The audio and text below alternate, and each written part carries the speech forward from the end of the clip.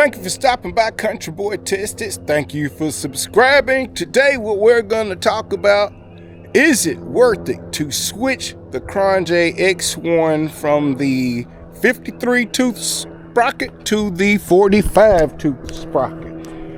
What are the advantages and disadvantages? So what I'm going to do today is I'm going to cover this right here in detail. This is going to be a pretty short video, everybody.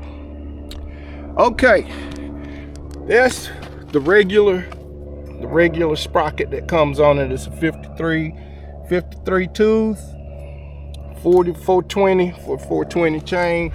And this, hold on, let's put it over here so you can get a good view of them side by side. That's what it looks like with the 45 tooth.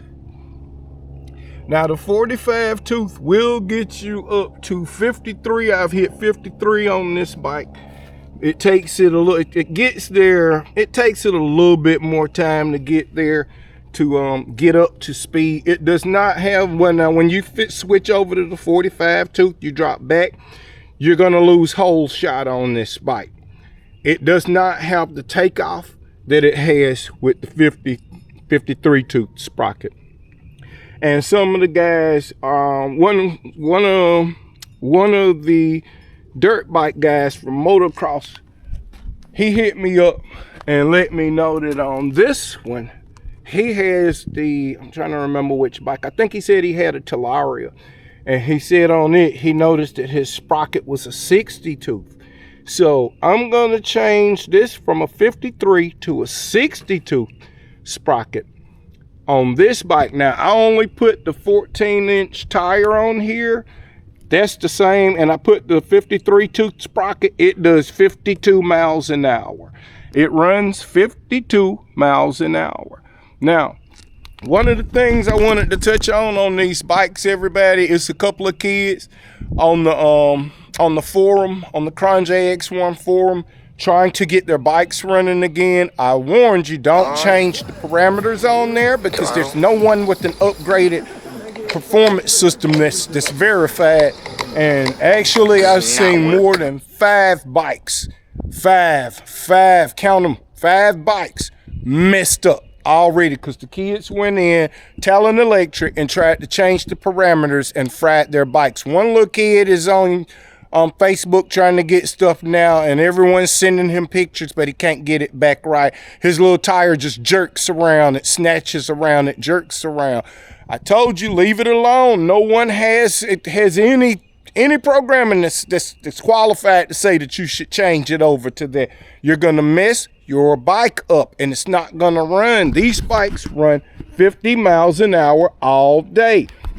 If you ever look at tracks and trails, no one's running 50 miles an hour on the trail. The average trail bike does around 20 to, you rarely see them go over 20 miles an hour, because you're in the trees and you don't want to tear your bike up or yourself. So I don't know why y'all are trying to amp these up. This is not the right bike to try to turn it into a speed machine. It's the wrong bike for that. You don't know what you're doing, and you're gonna either get hurt or you're just really gonna mess your bike up, and it's not gonna work for you. About the easiest thing I could tell you to do if you want more speed, if you think that's a thing you must have, is swap to that 45, but you're gonna burn battery. You will burn battery.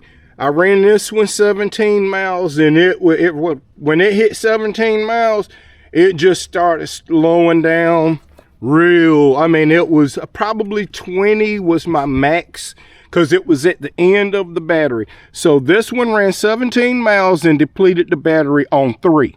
So you'll get, oh, and I saw another kid, he upgraded it and he ran it on 3, and he only got 13 miles. So that's what you're doing, everyone. If you're trying to change these over to run them faster, you're switching off range for speed, and it's not worth it. It's just not worth it. It's better to ride the bike all day than to ride the bike for 10 minutes running everything. And it's not so much, now this motor This motor you can run hot. It ain't gonna, that motor is she's ready for it. She's built for it. So one thing you notice about the design of this motor, what's missing? What's missing? A lot of people hadn't even noticed it yet. It doesn't have a gearbox on it. It does not need one. This is the newer model motor. Permanent magnet synchronous motor, PMSM. This is the new technology right here. That's that new QS 138, everybody. That's that new QS 138. Here it is, 138 right in there. But this new motor here is more powerful. That's actually a 15 kilowatt motor, so you can go up to 50. So I'm assuming this is the same motor that's going to be on the X7 and the X5, but with an upgraded controller. I did see a guy take he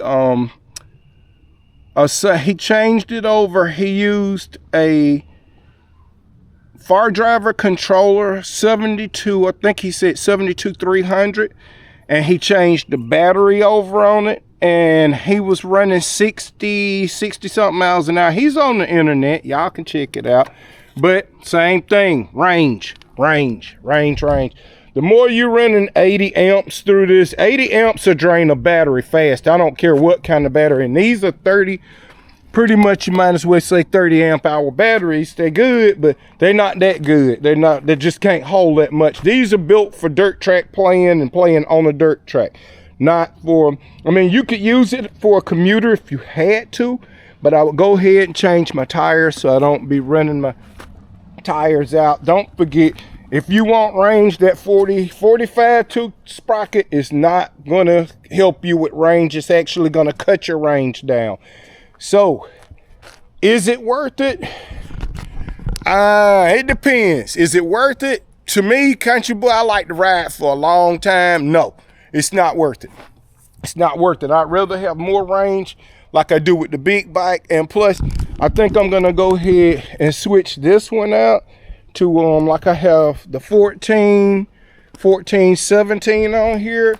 I'm going to be changing this one over and upgrading it, and I'm going to switch the front to a 19, and then I'm going to come to the back and do a 16. So 19, 16, and this will be the bike I play with and get a new controller. But I'm going to get the same controller they have for the X7, and I'm going to get that same battery. And this is what I'm gonna see how that works on. I know that's a different frame and a different setup, but we're gonna see how this thing works out, everybody. But that's all we got today. We're talking a little shop today. I hope that helps you out if you wanted to know what the differences between that was. That 53 and 45. 45 burn up your fuel, burn up your battery quicker, and it don't have the whole shot that you have with the 53 tooth. But over here with just the 14-inch tire, it runs 52 miles an hour, no problem, all day. So that tire does make a difference, bigger tire on there. Well, that's all we got. Thank you for stopping by Country Boy Tested. I hope this helped you out a little bit. Peace, and we'll catch up on the next one.